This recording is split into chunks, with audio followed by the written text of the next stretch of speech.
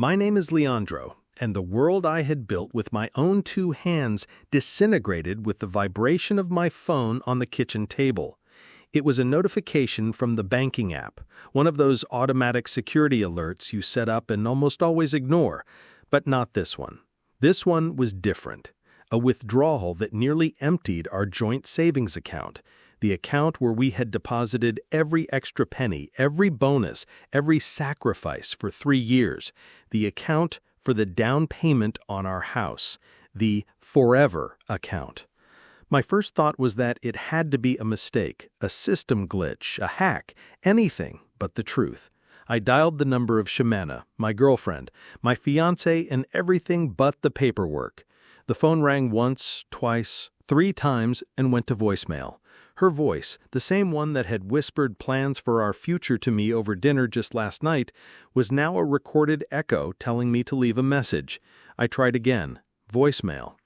A knot of ice began to form in my stomach. I called the bank.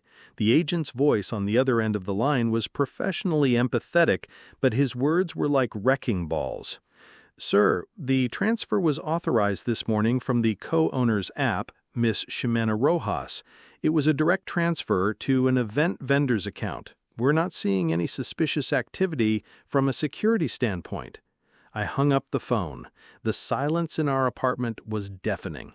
I looked around at the photos on the wall, at her coffee mug next to mine in the dish rack, and every object felt like a lie. My mind, in a desperate attempt to protect itself, started replaying moments. I remembered the time I told her about my dream of having a small backyard to plant tomatoes, and she laughed, saying I was adorably simple. I remembered how, when I talked about my work, her eyes would glaze over. "Oh, sweetie, you and your little numbers," she'd say with a condescending pat on my cheek. "Good thing you have me to bring some excitement into life."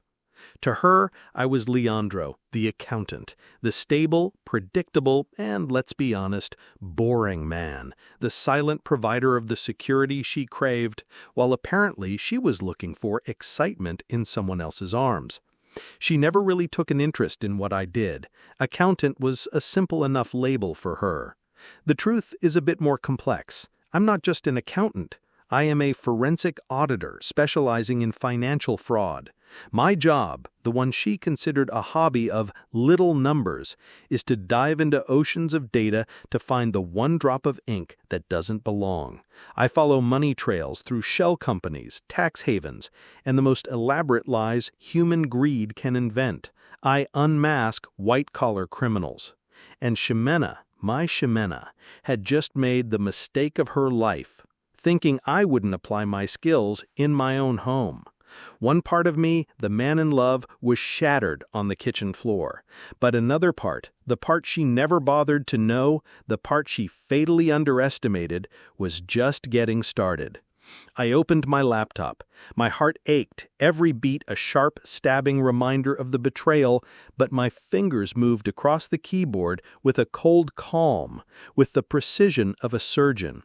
It wasn't for revenge, not yet. It was instinct. It was the need to understand the full anatomy of the lie. I began to trace the transfer. The event vendor's name was Dream Weddings, Inc. A few more clicks, and I found their Instagram page. And there it was, a recent post from just 2 days ago, a photo of a smiling couple at their rehearsal dinner. He was a guy I vaguely recognized from her girls' nights out, a slick entrepreneur with more teeth than charisma. And she was Ximena, glowing, happy, wearing a dress I had bought for her. The caption read, "Counting down the hours until Ximena and Ricardo's big day.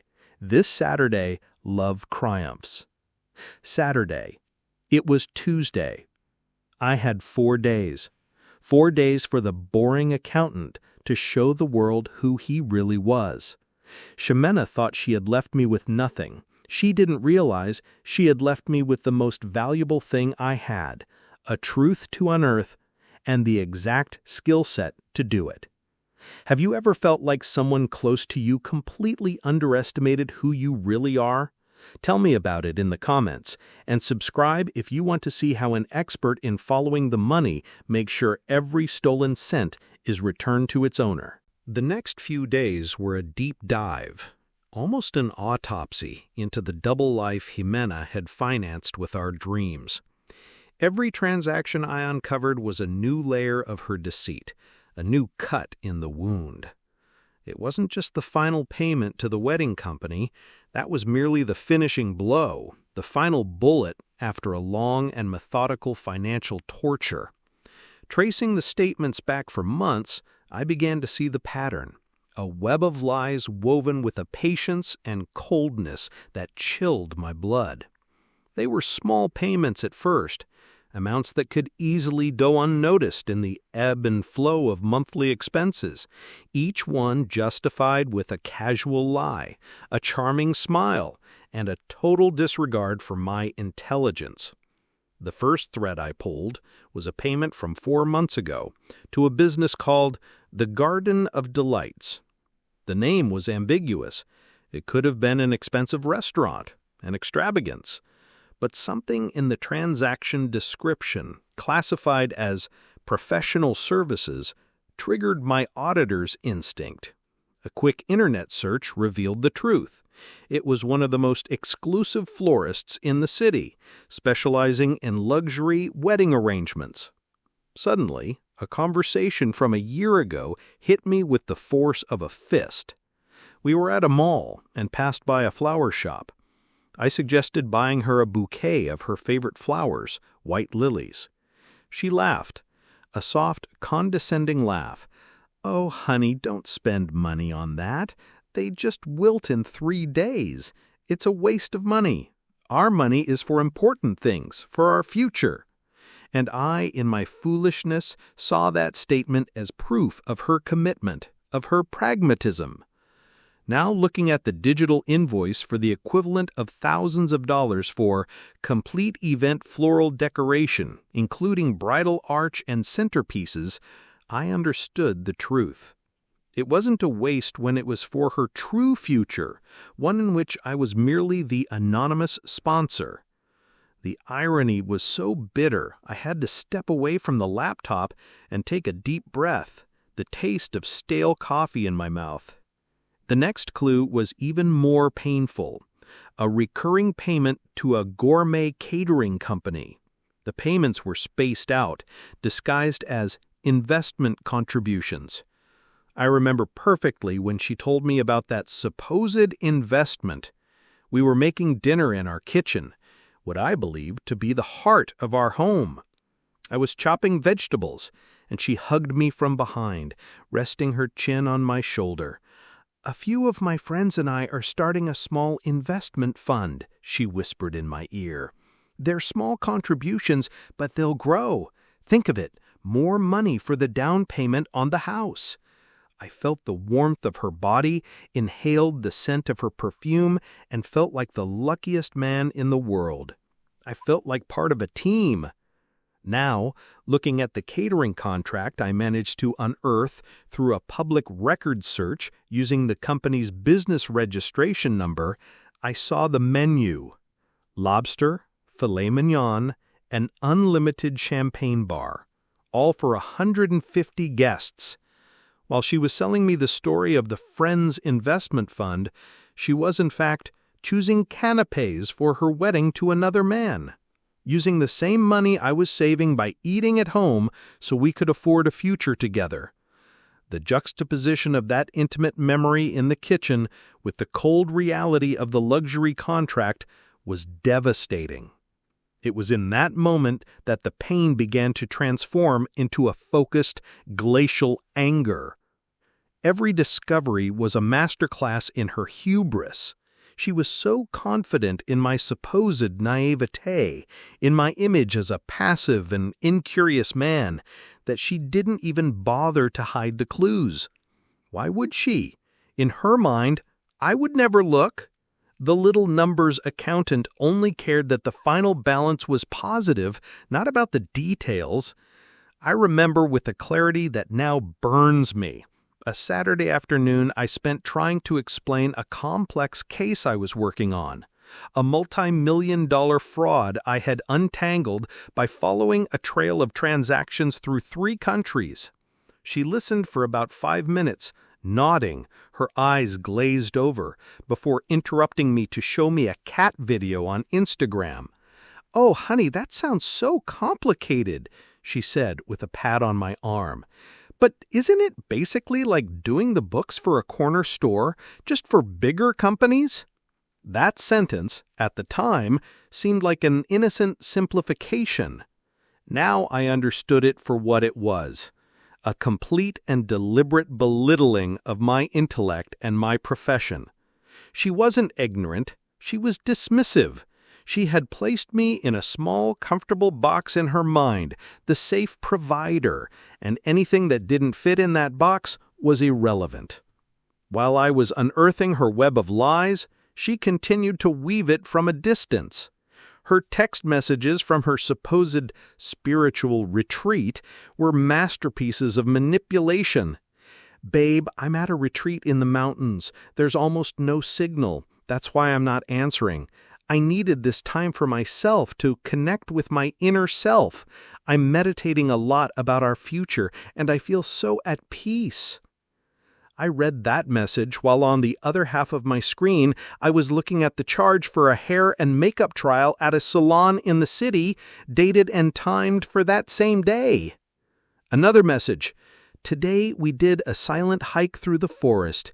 It made me think about how simple and beautiful life can be. I miss you so much, my Leandro." That one arrived minutes after I found the receipt for the final payment to the DJ and the lighting company for the wedding party. Every word of love was a digital dagger, and I was saving them all. Every screenshot, every geolocation log from her credit card purchases was added to the mosaic of her betrayal. The final blow, the one that erased any lingering shred of doubt or mercy I might have had, I found in her personal cloud storage. I'm not proud that I went in, but at that point, personal ethics had been superseded by the need for absolute truth. Among her documents, I found a draft of an email to her mother. She never sent it, but it was there, a monologue of her guilty conscience and her twisted logic. It read, "Mom, I know you're worried about Leandro, but you have to understand it's the only way. He would never have left, and I wasn't strong enough to leave him without having everything secured with Ricardo. Leandro is covering almost the whole wedding without knowing. It's just easier this way. He's a good man, but too simple for the life I want. When this is all over, I'll tell him I need some time and I'll disappear. He deserves it for being so good, but I can't stay out of pity. Too simple for the life I want. He deserves it for being so good."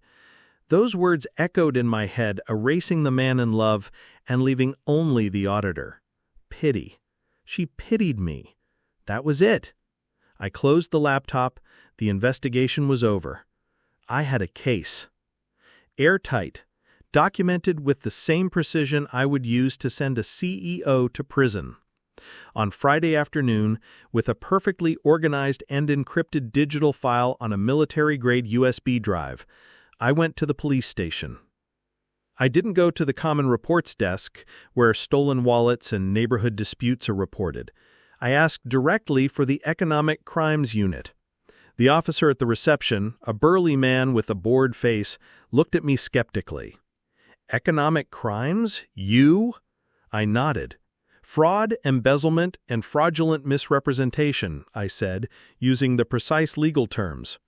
His attitude subtly changed. He had me take a seat in a small waiting room. 10 minutes later, a woman in her 40s with a sharp gaze in a tailored suit introduced herself as Detective Salas.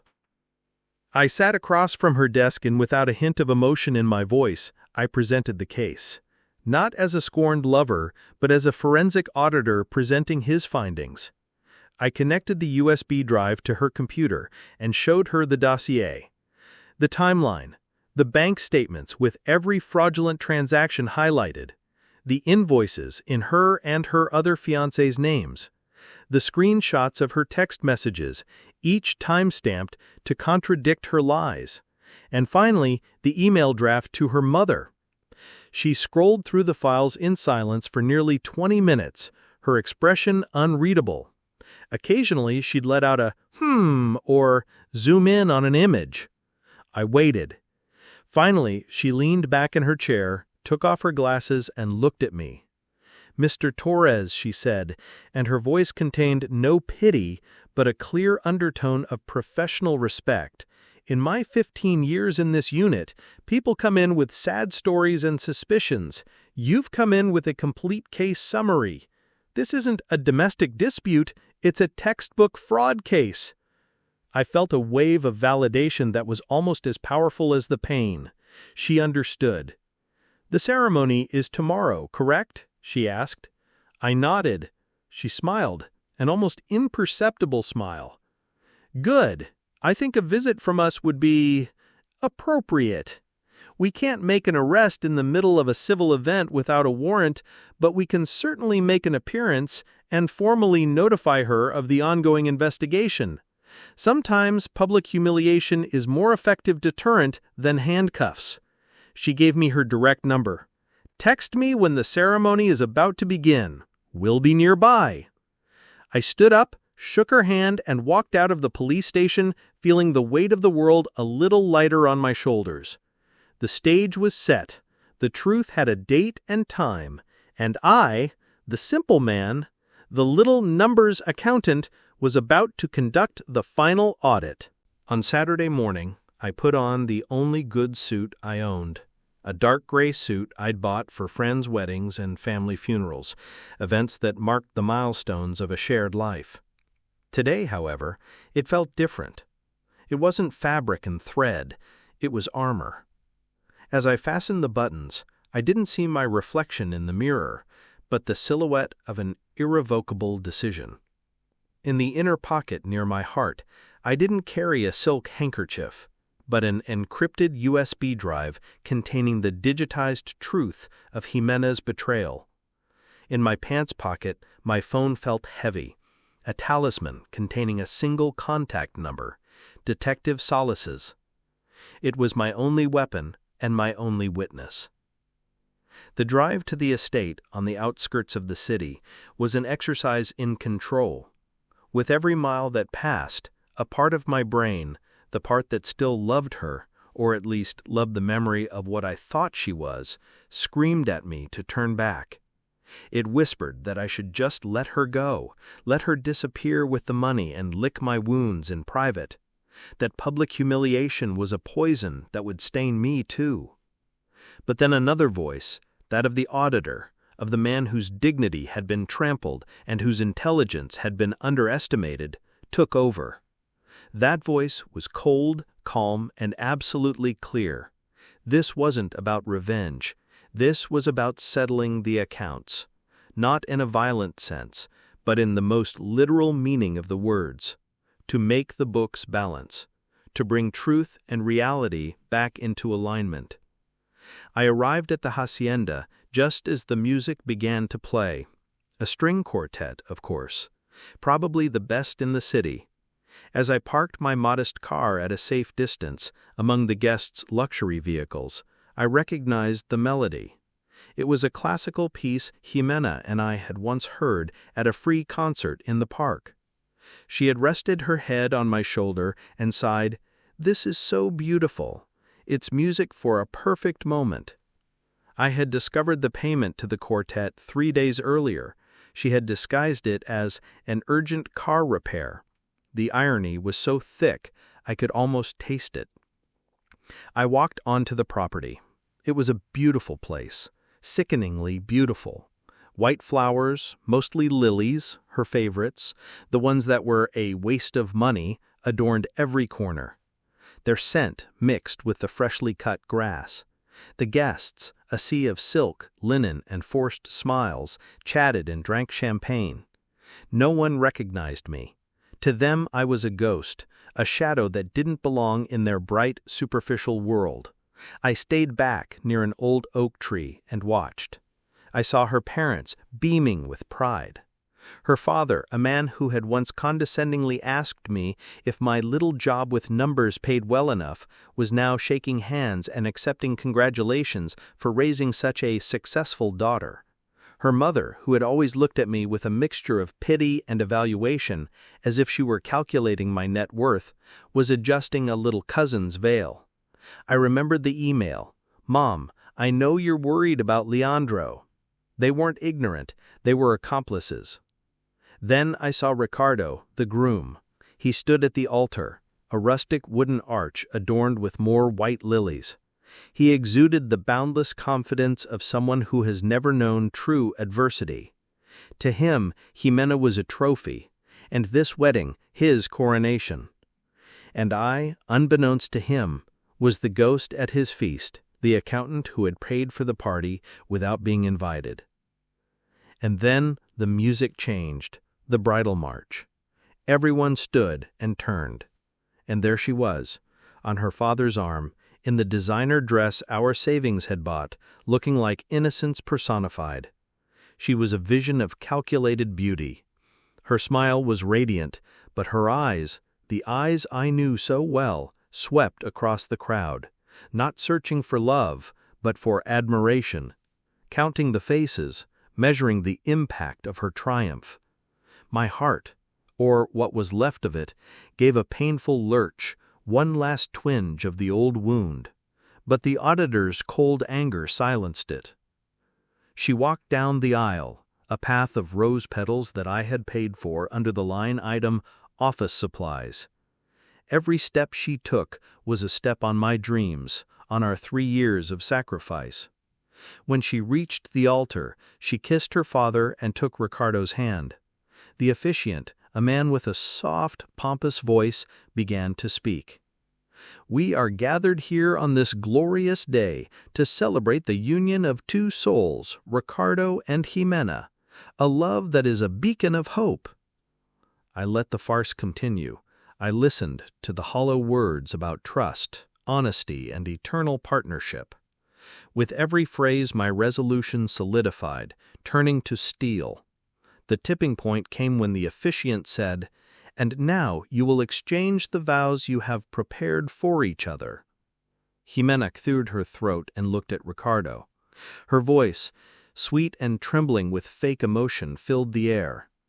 "Ricardo, from the day I met you, I knew my life had changed. You showed me what true ambition was, what true passion was." It was then that she cast a fleeting, almost imperceptible glance at the crowd, a micro-expression of pure, unadulterated triumph. It wasn't love, it was victory, the victory of the con artist who had pulled off her heist. That was the moment. That was the signal. I pulled out my phone and sent a single text message to Detective Salas, "Now." And then I took a step forward. I didn't shout. I didn't run. I simply began to walk down the center aisle, with the deliberate calm of someone walking to their workstation. The crunch of my leather shoes on the scattered petals was the only sound that broke Jimena's speech.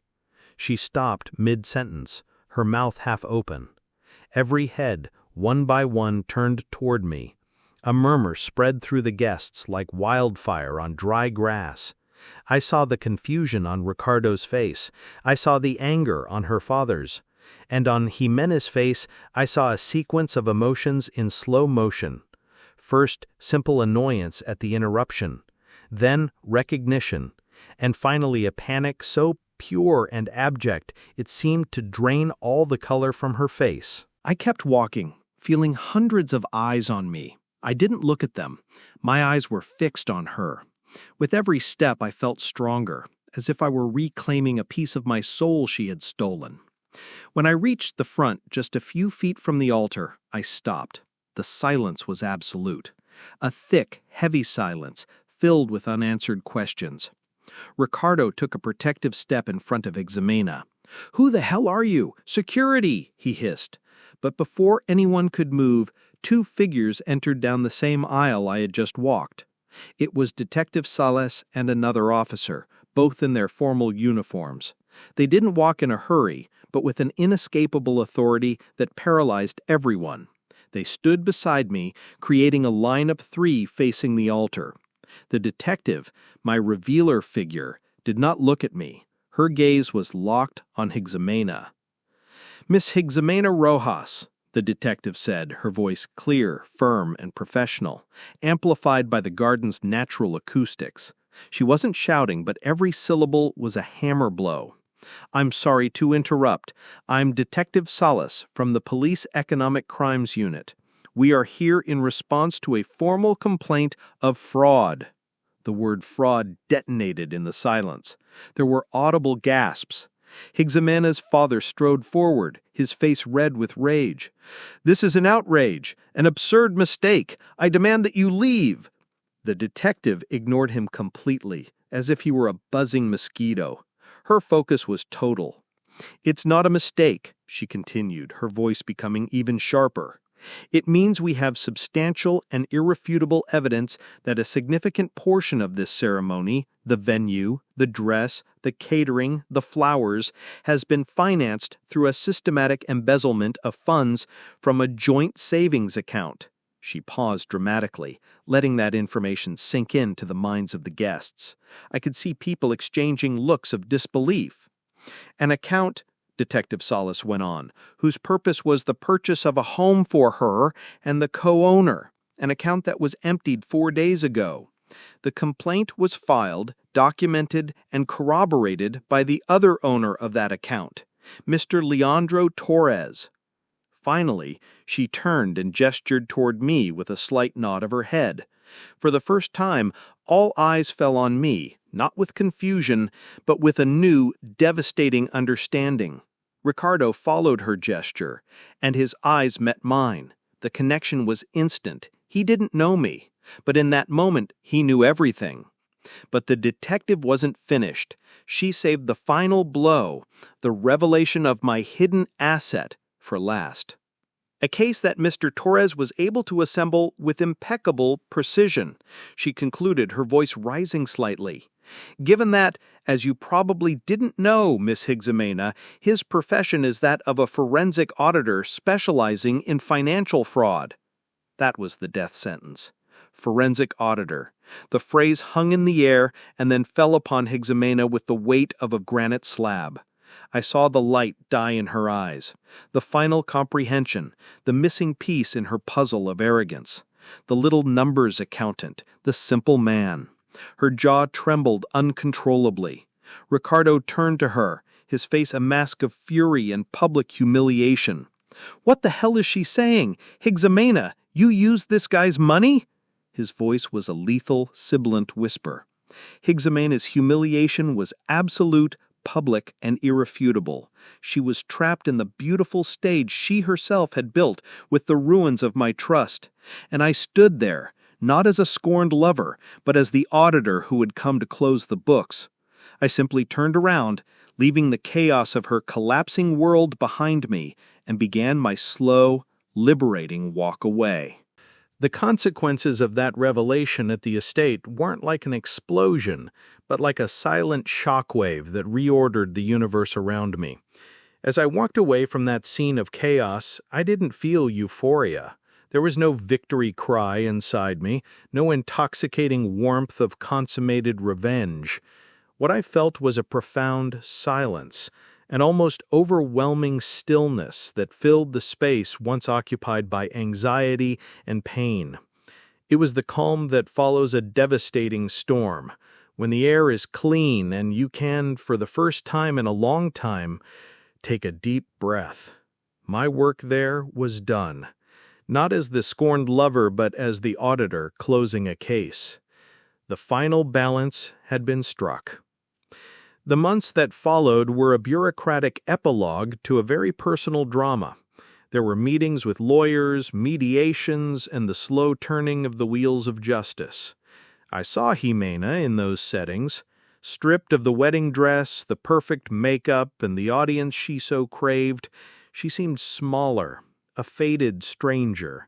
She tried every tactic in her arsenal, First, the tears of remorse, the whispered apologies about how she had lost her way and how she never meant to hurt me. But her words bounced off me. Thanks to the painful education she herself had provided, I could now see the underlying structure of the manipulation. They were hollow words designed to provoke an emotional response that was no longer available to her. When the tears didn't work, she tried intimidation through her lawyer with threats of countersuits for defamation. But the truth, when it is so meticulously documented, is immune to threats. My dossier was a wall of cold, irrefutable facts against which her lies crashed and turned to dust. In one of the final meetings, when she knew that full restitution was inevitable and that the criminal charges would proceed, she looked at me with a pure, undiluted hatred. "You ruined my life for money," she hissed with venom. In that moment, I felt a strange pang of pity for her. Not because I forgave her, but because I realized she truly believed it. She couldn't comprehend that my actions were never about the money. They were about the principle. The money was just the marker, the tangible evidence of something much deeper. The theft of my time, my trust, my future, and above all, my dignity. Getting the money back wasn't about getting rich. It was about reclaiming the hours of my life I had invested, the sweat of my brow that she had treated as an unlimited resource at her disposal. Many people, upon hearing fragments of the story, called my actions epic revenge, but they're mistaken. Revenge is an emotional, impulsive act, whose main goal is to inflict pain equivalent to what was received. It's a fire that consumes both the avenger and the avenged. If I had wanted revenge, I would have leaked the story to the gossip columns, created fake profiles to destroy her reputation online, sent the dossier to her entire contact list. I would have sought to hurt her in a chaotic and personal way. But I did none of that.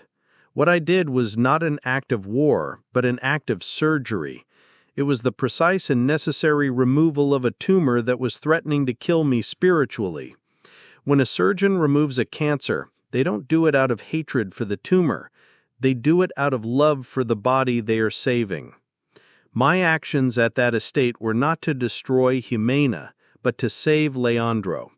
It was the only way to draw a definitive boundary, to declare to the universe and to myself that my self-esteem was non-negotiable, to allow her to get away with it, to let her marry in a celebration paid for with my sweat while I faded into oblivion, would have been the final betrayal, the one I would have inflicted upon myself. It would have meant accepting her narrative, her verdict on me, that I was too simple, a disposable piece of collateral damage in her quest for a better life. My presence at that wedding was my declaration of independence. It was my self-validation, saying, I exist, my work matters, my dreams matter, and I will not allow you to use them as stepping stones. This experience taught me the hardest and most valuable lesson of my life. It taught me to deconstruct the labels we allow others to put on us. Jimena called me simple, and I, in my blind love, almost accepted it as truth. I now understand that what she called simplicity was actually my focus, my ability to find satisfaction in things that didn't require external validation. She called me good, but she used it as a synonym for naive or weak. I learned that being a good person does not mean being a doormat. True goodness, sustainable goodness, must go hand in hand with profound self-respect. It means being good enough to yourself to demand respect from others and to walk away when you don't receive it. Today, my life is quieter, and that tranquility is priceless.